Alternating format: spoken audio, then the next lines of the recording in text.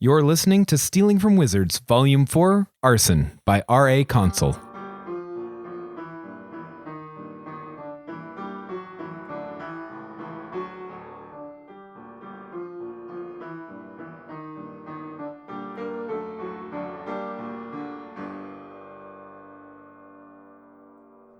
Chapter 11. Held in Check. Given favorable weather conditions, a dragon can stay aloft for days. Because of this, dragons prefer to live in regions with reliable thermals, allowing them to circle endlessly. Are you a spy for Her Majesty? Is that why you are stalking me? Kuro stopped peeling an apple in utter bafflement. He and Evelyn had established what he believed to be a mutually agreeable practice of completely ignoring each other during cooking lessons. That she broke the persistent silence with such a bizarre accusation left Kuro dumbfounded. He nearly said, "No, that's Arthur," but managed to bite his tongue. She doesn't trust me, is that it? She's ordered you to follow and monitor me? To ensure my loyalty? Evelyn said. "Marie has never ordered me to do anything," replied Kuro. The suggestion was absurd. Marie wasn't in the habit of ordering her friends around. Even so, he thought back on their conversations to be sure. "I don't think she's even mentioned you." Had he plunged his paring knife into her heart, he might have wounded her less. She staggered at the devastating insult.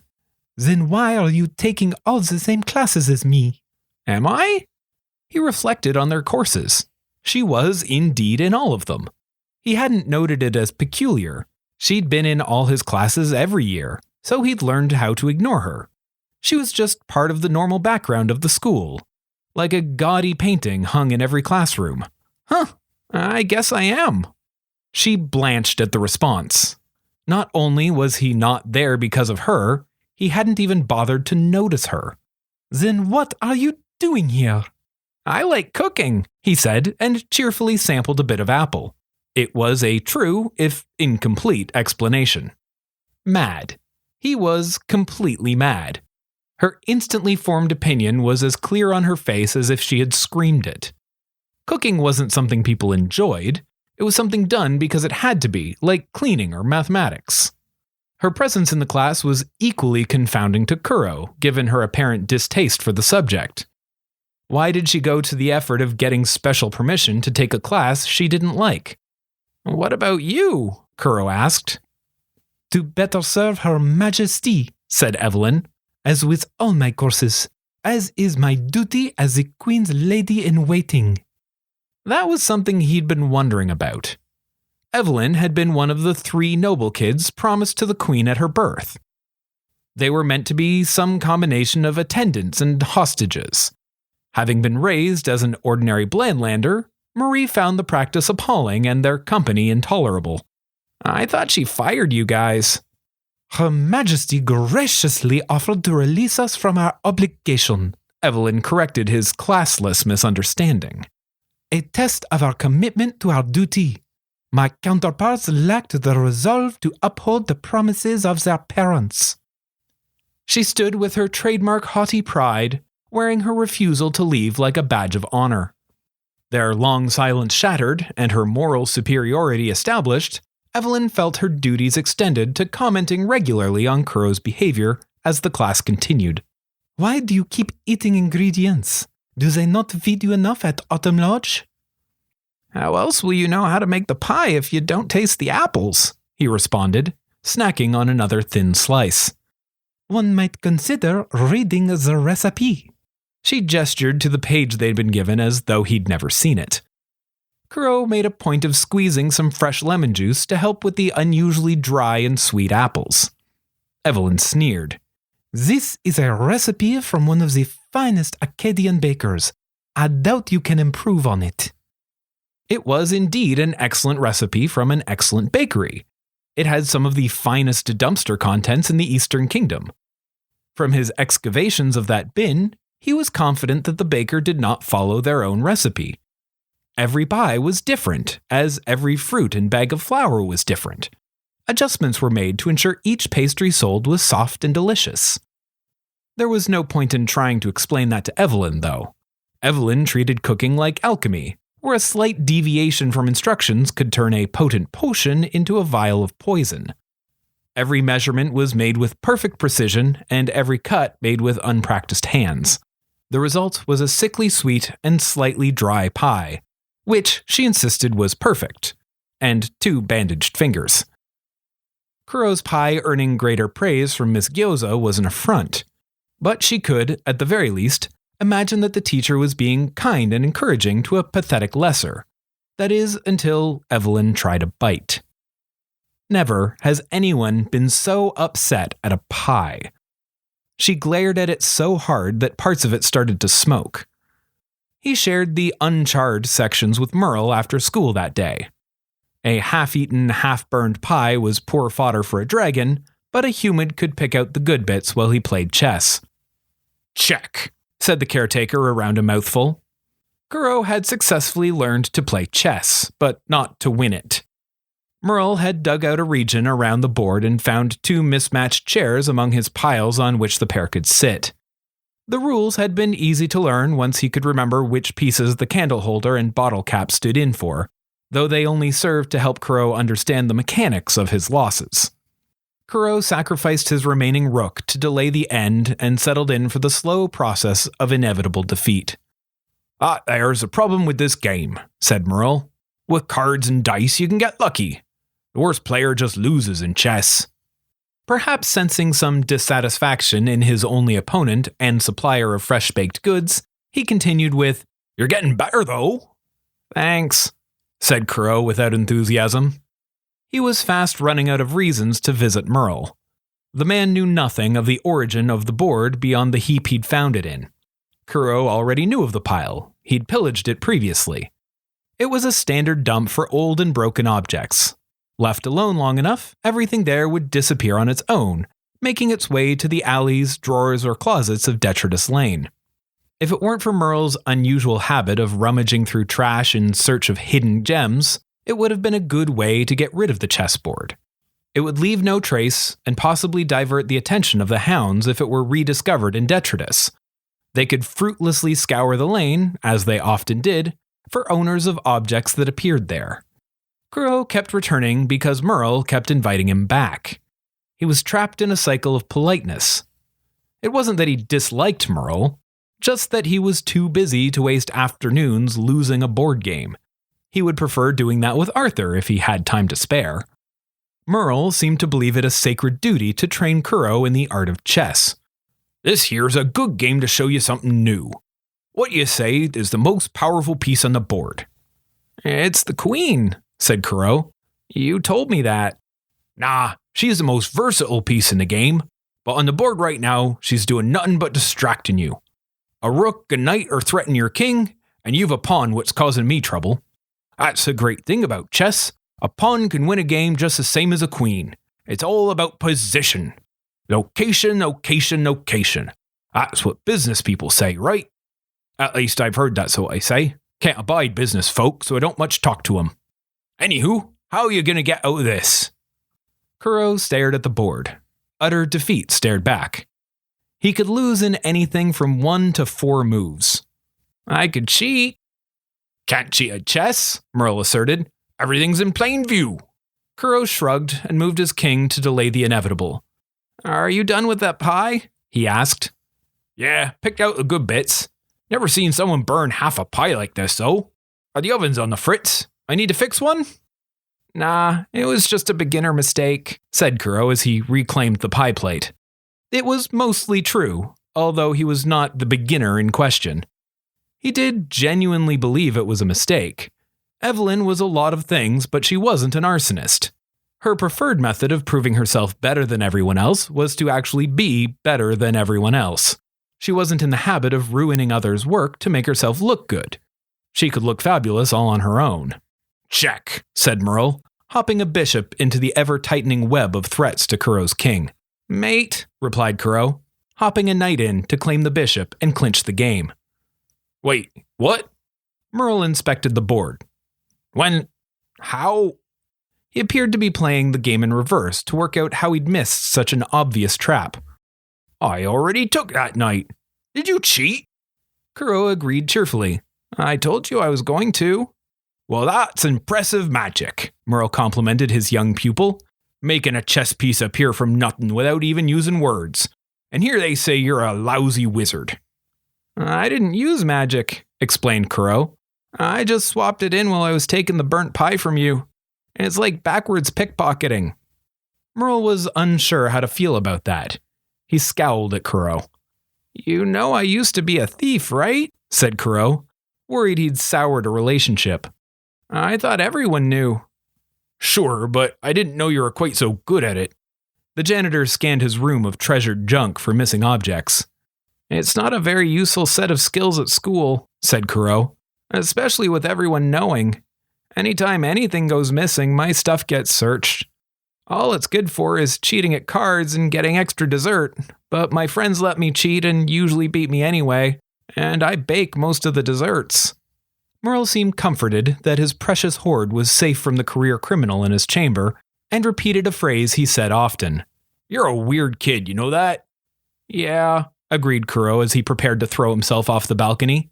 Same time next week? Asked Merle. Same time next week, agreed Kuro. Kuro let the wind fill his umbrella and carry him home. He floated over the darkening autumn forest and listed to himself all the things he still needed to do before he slept. Between cooking, homework, visiting with Charlie, searching for signs of Claudius Roche, and even the barest of personal maintenance, it all tallied to him getting to bed sometime after midnight on the following Tuesday. As was the way of things in his experience, more problems presented themselves at precisely the time he had the least available to deal with them. He touched down into snow, which was in itself strange. The weather had been odd all term. The seasons were not respecting their borders. A flurry or two wasn't unheard of in autumn, but he'd never seen actual snow on the ground outside the lodge in his several years there. His fellow students were of three opinions on the matter. The first being that it wasn't all that strange. Weather was, by its very nature, variable. Weird years happened everywhere else, why not on Avalon? The second, that it was somebody else's problem. Certainly, if there was something to be concerned about, someone older, wiser, and more important would be looking into it. The teachers were oblivious to the strangeness, though, as they stayed on the butte or in the schools, which were too central to experience the shifts. Without someone making a regular fuss, they had no reason to investigate. The third opinion was the reason he was attending to the weather instead of ignoring it like most. That opinion being that it was Kuro's fault. He was almost certain it wasn't, but the west wind might have something to do with it. He had tried to ask, with uncertain results. Despite her affection and enthusiasm for Kuro's company, she wasn't a great communicator. Kicking the snow off his shoes as he entered, he was greeted by the expected jeers. Hey Kuro, if you're gonna mess with the weather, could you bring us some summer instead? Gregory said with a laugh. I'll consider it if you help with the dishes tonight, Kuro shot back, and went to his room with the plan to hang up his uniform jacket and put on an apron. He returned to the autumn lounge, having accomplished neither. Has anyone seen Autolycus? The pest of a familiar had inherited Kuro's knack for getting in and out of places he shouldn't. Most familiars couldn't leave the lodge on their own. Salt bricks around the foundation prevented magical creatures from crossing its threshold. The only way around that Kuro knew of was to transport the raccoon inside his book bag. Autolycus had found a way out last year, and due to a startling lack of self-preservation, continued to exploit it. It was against school rules to have a familiar out of sight of its creator. It was already a stretch to let him stay in his bedroom during the day while Kuro went to school. Running around outside unsupervised, the raccoon was liable to get himself popped. So, instead of doing any of the myriad things he meant to do that night, Kuro spent the dwindling evening hours searching for his wayward familiar. Finding no trace of him in the lodge and no tracks in the snow, Kuro eventually had to give up and hope that the lack of memories floating back to him on the wind meant the furry villain was still alive, or at least as alive as he'd ever been. Returning to the lodge, aiming to accomplish at least one of his planned tasks, he was intercepted by Charlie, who was coming back from a visit with the Queen. Oh, hey, good. You already have your shoes on. I was just at Summerhill and Autolycus is there, but we don't know how to get him out. Azalea says he can stay in her room, but you should probably go and get him. Also, Maria and Arthur say you should visit more often. He should have thanked Charlie for finding Autolycus. He should have been happy that his friends thought of him and wanted to see more of him. He was too busy to feel anything but that she'd added another obligation to his list. Kuro let out a long sigh, a hearty blend of exasperation and exhaustion pouring out, and turned southward towards summer. Far too late to be making social calls, he banged on the unnecessarily thick oak doors of Summerhill residence. A knight answered. Belladonna Lamorak, resplendent in her knightly livery emblazoned with her crest of a fiery salamander, appeared bored out of her mind. "They have you answering the door?" asked Kuro. "Of course. We can't trust a stray with such a critical task," Bella replied, voice dripping in sarcasm. "What if an army of frost giants decided to start an invasion by knocking on a school resident's door after dark?" "I suppose we're lucky to have you nobly defending the foyer," teased Kuro, then bowed out of respect for her bravery. "My life in service to the crown." She performed a lazy salute. "What are you doing here so late? You're not on the guest list. Here for Arthur?" "Here for Autolycus," grumbled Kuro. "He found his way in and now can't get out." "That's the problem with familiars. They're only ever half clever," said Bella in sympathy. "Wish we knew how he gets in, though. That might actually be a security concern." "He's a walking security concern," agreed Kuro. "He considers locked doors to be personally offensive." "Entirely unlike his creator, I'm sure," said Bella. "At least I have the courtesy to lock them again behind me when I go," defended Kuro. He still wasn't used to trading friendly jabs with her. The transition from mortal enemies to friendly acquaintances had been mostly achieved by staying out of each other's way, so it continued to surprise him when she smiled in his presence. "Did you bring any bladed, explosive, or enchanted objects with you? Do I need to search your bag?" "Same stuff as always, except some day-old cookies. They might be poisoned," he replied, and offered one of the dangerous objects for her inspection. "I should probably test it just to be safe," she said, taking a bite from the slightly stale treat. "My life in service to the crown and all that." Satisfied that he wasn't there to assassinate the queen, she let him pass. "Go on then, you know where to find him," she said reluctantly, disappointed to lose the brief distraction from her tedious duty. He climbed these several flights of stairs to the floor containing the royal quarters.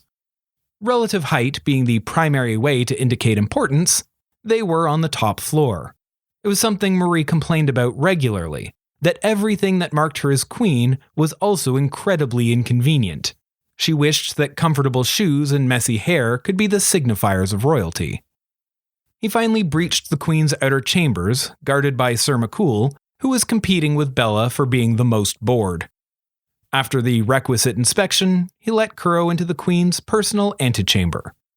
It was just the room that led to her actual bedroom, but it was bigger than the ones in the lodge that junior students had to share. The room was pristine.